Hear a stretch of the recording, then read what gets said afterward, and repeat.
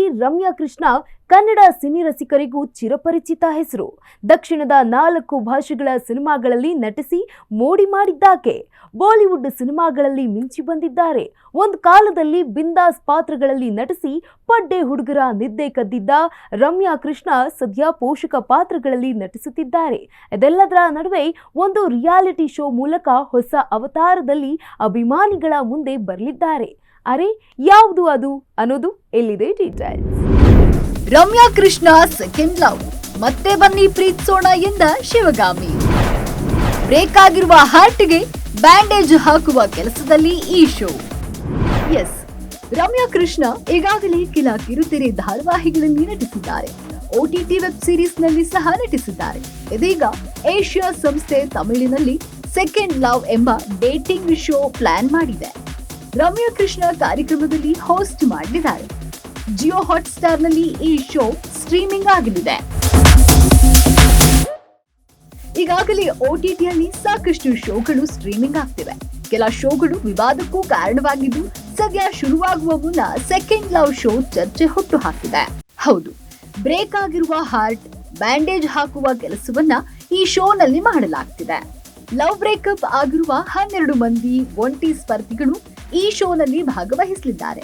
ಸ್ಪರ್ಧಿಗಳು ಪರಸ್ಪರ ಭಾವನಾತ್ಮಕ ಮಾತು, ಆಟ ಹಾಗೂ ಅರ್ಥಪೂರ್ಣ ಅನುಭವದ ಮೂಲಕ ಮತ್ತೆ ಪ್ರೀತಿ ಕಂಡುಕೊಳ್ಳುವಂತಹ ಪ್ರಯತ್ನ ಮಾಡುವ ಶೋ ಇದು.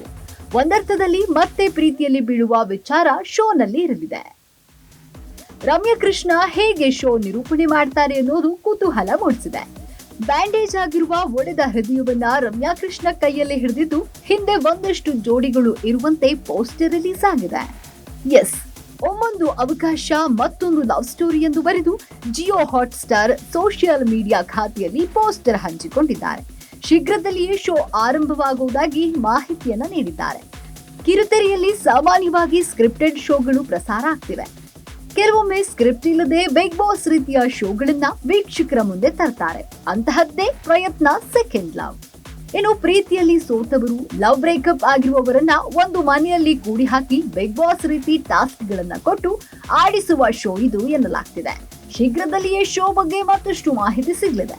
ತಮಿಳುನಾಡಿನಲ್ಲಿ ಇಂತಹ ಶೋಗಳಿಂದ ಜನ ಒಪ್ತಾರ ಎನ್ನುವ ಅನುಮಾನ ಮೂಡಿದೆ. ತಮಿಳು ಬಿಗ್ ಬಾಸ್ ಶೋಗೆ ಆರಂಭದಲ್ಲಿ ವಿರೋಧ ವ್ಯಕ್ತವಾಗಿತ್ತು. ಸೆಕೆಂಡ್ ಲವ್ ಕಥೆ ಏನಾಗುತ್ತೋ ಕಾದು ನೋಡ್ಬೇಕು. ಎಸ್, ರಮ್ಯಾ ಕೃಷ್ಣ ಈಗ ಪೋಷಕ ಪಾತ್ರಗಳಲ್ಲಿ ಹೆಚ್ಚು ನಟಿಸುತ್ತಿದ್ದಾರೆ. ಕನ್ನಡದಲ್ಲಿ ಕೊನೆಯದಾಗಿ ಅಂಜನಿ ಪುತ್ರ ಚಿತ್ರದಲ್ಲಿ ಬಣ್ಣ ಹಚ್ಚಿದ್ರು.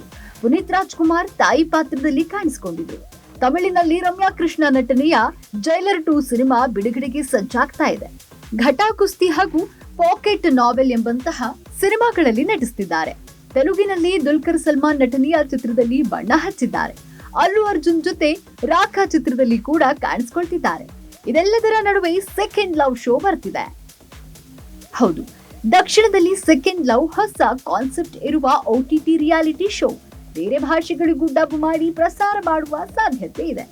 ಒಂದು ವೇಳೆ ಶೋ ಹಿಟ್ ಆಗ್ಬಿಟ್ರೆ ತೆಲುಗು, ಕನ್ನಡ ಹಾಗೂ ಮಲಯಾಳಂನಲ್ಲಿ ಕೂಡ ಇಂತಹ ಪ್ರಯತ್ನಗಳು ನಡೆಯಬಹುದು.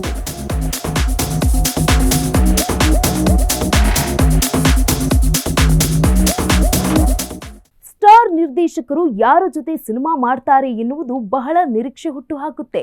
ಮದಗಜಗಳು ಜೊತೆಯಾದ್ರೆ ಸಹಜವಾಗಿಯೇ ಕುತೂಹಲ ಮೂಡುತ್ತೆ. ಅದೇ ಕಾರಣಕ್ಕೆ ಸ್ಟಾರ್ ನಟ ಹಾಗೂ ಸ್ಟಾರ್ ನಿರ್ದೇಶಕರ ಕಾಂಬಿನೇಷನ್ ಬಗ್ಗೆ ಹೈಪ್ ಕ್ರಿಯೇಟ್ ಆಗ್ತದೆ. ಸದ್ಯ ರಾಜಮೌಳಿ ವಾರಣಾಸಿ ಸಿನಿಮಾ ಚಿತ್ರೀಕರಣದಲ್ಲಿ ಬ್ಯುಸಿಯಾಗಿದ್ದಾರೆ. ಅವರ ಮುಂದಿನ ಸಿನಿಮಾ ಹೀರೋ ಯಾರು ಎನ್ನುವ ಚರ್ಚೆ ಶುರುವಾಗಿದೆ. ಅರೆ ಯಾರದು, ಎಲ್ಲಿದೆ ಫುಲ್ ಸ್ಟೋರಿ. ವಾರಣಾಸಿ ಬಳಿಕ ಆ ಹೀರೋ ಜೊತೆ ರಾಜಮೌಳಿ ಮುಂದಿನ ಸಿನಿಮಾ. ಮದಗಜಗಳು ಜೊತೆಯಾದ್ರೆ ಸಹಜವಾಗಿಯೇ ಕುತೂಹಲ ಮೂಡುತ್ತದೆ. ಎಸ್, ಖ್ಯಾತ ನಿರ್ದೇಶಕ ರಾಜಮೌಳಿ ಪ್ರಾಜೆಕ್ಟ್ಗಳ ಬಗ್ಗೆ ಬಿಡಿಸಿ ಹೇಳೋದೇ ಬೇಡ. ಒಂದಕ್ಕಿಂತ ಒಂದು ಅದ್ಭುತ ಚಿತ್ರಗಳನ್ನ ಜಕ್ಕಣ್ಣ ಕಟ್ಕೊಟ್ಟಿದ್ದಾರೆ. ಬಾಹುಬಲಿ ಸರಣಿ ಬಳಿಕ ರೇಂಜ್ ಬದಲಾಗಿದೆ. ಮಲ್ಟಿ ಸ್ಟಾರ್ಸ್ RRR ಸಿನಿಮಾ ಕೂಡ ಹಿಟ್ ಲಿಸ್ಟ್ ಸೇರಿತ್ತು. ಜೂನಿಯರ್ NTR ಹಾಗೂ ರಾಮ್ ಚರಣ್ ಕಾಂಬಿನೇಷನ್ ಅಲ್ಲಿ ಮಾಡಿದ ಮಲ್ಟಿ ಸ್ಟಾರ್ ಸಿನಿಮಾ ಕಮಲ್ ಮಾಡಿತ್ತು. ಈಗ ಫ್ಯಾನ್ ವರ್ಲ್ಡ್ ಮಟ್ಟದಲ್ಲಿ ವಾರಣಾಸಿ ಸಿನಿಮಾ ಕಟ್ಟಿಕೊಡ್ತಿದ್ದಾರೆ. ಮುಂದಿನ ವರ್ಷ ಏಪ್ರಿಲ್ 7ರಂದು ಸಿನಿಮಾ ತೆರೆಗೆ ಬರಲಿದೆ. ಹೌದು, ವಾರಣಾಸಿ ಬಳಿಕ ಮತ್ತೆ ರಾಮ್ ಚರಣ್ ಜೊತೆ ಜಕ್ಕಣ್ಣ ಸಿನಿಮಾ ಮಾಡ್ತಾರೆ ಎನ್ನುವ ಊಹಾಪೋಹ ಶುರುವಾಗಿದೆ. ಮಗಧೀರ ಹಾಗೂ RRR ಬಳಿಕ ಮೂರನೇ ಬಾರಿ ಇಬ್ಬರು ಕೈ ಜೋಡಿಸುತ್ತಿದ್ದಾರೆ ಎನ್ನುವ ಚರ್ಚೆ ಶುರುವಾಗಿದೆ. ಆದ್ರೆ ಈ ಬಗ್ಗೆ ಅಧಿಕೃತವಾಗಿ ಮಾಹಿತಿ ಲಭ್ಯವಿಲ್ಲ. ನಿರ್ದೇಶಕ ರಾಜಮೌಳಿ ತೆರೆಯ ಮೇಲೆ ದೊಡ್ಡ ದೊಡ್ಡ ಕನಸು ಕಂಡು ಅದನ್ನ ನನಸು ಮಾಡಿಕೊಳ್ಳಲು ಶ್ರಮಿಸುತ್ತಾರೆ. ಆಧುನಿಕ ತಂತ್ರಜ್ಞಾನ ಬಳಸಿಕೊಂಡು ತೆರೆಮೆರೆಯ ಜಾದು ಮಾಡುವ ಪ್ರಯತ್ನ ಮಾಡ್ತಾರೆ. ಹೌದು, RRR ಸಿನಿಮಾ ಮೂಲಕ ಹಾಲಿವುಡ್ ಅಂಗಳದಲ್ಲಿ ಕೂಡ ಜಕ್ಕಣ್ಣ ಖದರ್ ತೋರಿಸಿದ್ದಾರೆ. ಜೇಮ್ಸ್ ಕ್ಯಾಮರಾಮನ್ ಸೇರಿದಂತೆ ಹಾಲಿವುಡ್ ಫಿಲ್ಮ್ಸ್ ಮೇಕರ್ಸ್ ಕೂಡ ಸಿನಿಮಾ ನೋಡಿ ಮೆಚ್ಚಿದ್ರು. ಹಾಗಾಗಿ ಹಾಲಿವುಡ್ ಪ್ರೇಕ್ಷಕರನ್ನ ಮನಸ್ಸಿನಲ್ಲಿಟ್ಕೊಂಡು ವಾರಣಾಸಿ ಚಿತ್ರ ಕಟ್ಕೊಡ್ತಿದ್ದಾರೆ. 100 ಕೋಟಿ ರೂಪಾಯಿ ಬಜೆಟ್ನಲ್ಲಿ ಐಮ್ಯಾಕ್ಸ್ ಪ್ಲಾಟ್ಫಾರ್ಮ್ನಲ್ಲಿ ಸಿನಿಮಾ ನಿರ್ಮಾಣವಾಗ್ತಿದೆ. ಪ್ರಿಯಾಂಕಾ ಚೋಪ್ರಾ ಹಾಗೂ ಪೃಥ್ವಿರಾಜ್ ಸುಕುಮಾರನ್ ಕೂಡ ತಾರಾಂಗಣದಲ್ಲಿದ್ದಾರೆ. ಎಸ್, ಒಂದು ಸಿನಿಮಾ ಮುಗಿಸುವವರೆಗೂ ಮತ್ತೊಂದು ಸಿನಿಮಾ ಬಗ್ಗೆ ಯೋಚಿಸೋದಿಲ್ಲ ಎಂದು ರಾಜಮೌಳಿ ಸಾಕಷ್ಟು ಸಂದರ್ಭಗಳಲ್ಲಿ ಹೇಳಿದ್ದಾರೆ. ಇತ್ತೀಚೆಗೆ ಪತ್ನಿ ಜೊತೆ ಸೇರಿ ರಾಮ್ ಚರಣ್ ನಟನೆಯ ಪೆದ್ದಿ ಸಿನಿಮಾ ವೀಕ್ಷಿಸಿದರು. ಆದ್ರೆ ಬಳಿಕ ಪ್ರತಿಕ್ರಿಯಿಸಲಿಲ್ಲ. ರಾಮ್ ಚರಣ್ ಹಾಗೂ ಸುಕುಮಾರನ್ ಕಾಂಬಿನೇಷನ್ ಸಿನಿಮಾ ಶುರುವಾಗಬೇಕಿದೆ. ಈ ನಡುವೆ ರಾಮ್ ಚರಣ್ ಹಾಗೂ ರಾಜಮೌಳಿ ನಿಜಕ್ಕೂ ಒಟ್ಟಿಗೆ ಸಿನಿಮಾ ಮಾಡ್ತಾರಾ ಎನ್ನುವ ಕುತೂಹಲ ಮೂಡಿದೆ. ಆದ್ರೆ ಈ ಸುದ್ದಿ ನಿಜವಾಗ್ಲಿ ಎಂದು ಮೆಗಾ ಫ್ಯಾನ್ಸ್ ಬಯಸುತ್ತಿದ್ದಾರೆ. ಹೌದು, ಪೆದ್ದಿ ಚಿತ್ರಕ್ಕಾಗಿ ರಾಮ್ ಚರಣ್ ಶ್ರಮ ನೋಡಿ ಎಲ್ಲರೂ ಫಿದಾ ಆಗಿದ್ದಾರೆ. ರಾಜಮೌಳಿ ಚಿತ್ರಗಳಲ್ಲಿ ನಟಿಸೋದು ಕೂಡ ಅಷ್ಟು ಸುಲಭ ಅಲ್ಲ. ಜಕ್ಕಣ್ಣ ನಟರನ್ನ ಮನಸ್ಸಿನಲ್ಲಿ ಇಟ್ಕೊಂಡು ಕಥೆ ಮಾಡೋದು ಕಮ್ಮಿ.